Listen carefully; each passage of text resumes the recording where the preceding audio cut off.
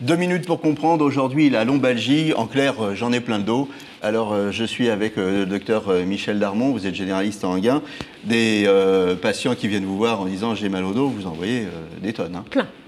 C'est un enjeu majeur. C'est un peu le mal du siècle, non? C'est le mal du siècle, c'est un enjeu majeur de santé publique parce que pourquoi? Parce qu'on est assis à l'ordinateur, on ne bouge pas, on ne muscle pas son dos, c'est ça essentiellement. On est trop sédentaire, on a un mode de vie qui ne correspond plus à ce qu'on devrait faire, on ne bouge pas assez, on ne se muscle pas, on n'a pas assez d'activité physique. On va dissocier deux choses si vous voulez bien. Là, on a un petit peu mal au dos, on n'est pas vraiment dans une pathologie, ouais. Hein, et puis après on a une vraie lombalgie. On a un petit peu mal au dos, on va parler de ça aujourd'hui. Qu'est-ce qu'il faut faire? Bouger, rester actif. Rester actif, ne pas se dire que parce qu'on a mal au dos, on va rester immobilisé, on va s'allonger ou on va rester assis. C'est la dernière des choses à faire. L'activité est essentielle pour éviter un passage à une chronicité. Il faut rassurer le patient, hein, surtout lui dire que non, ça ne va pas et qu'il ne faut pas démultiplier les examens.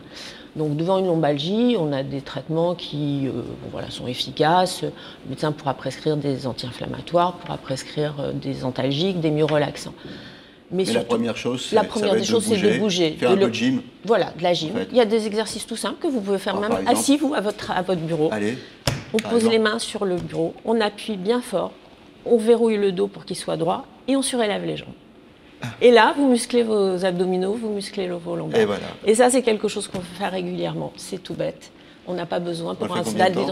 Alors, ça fatigue. Ça, on le fait régulièrement, mais l'activité physique, ça doit être minimum 3 fois par semaine.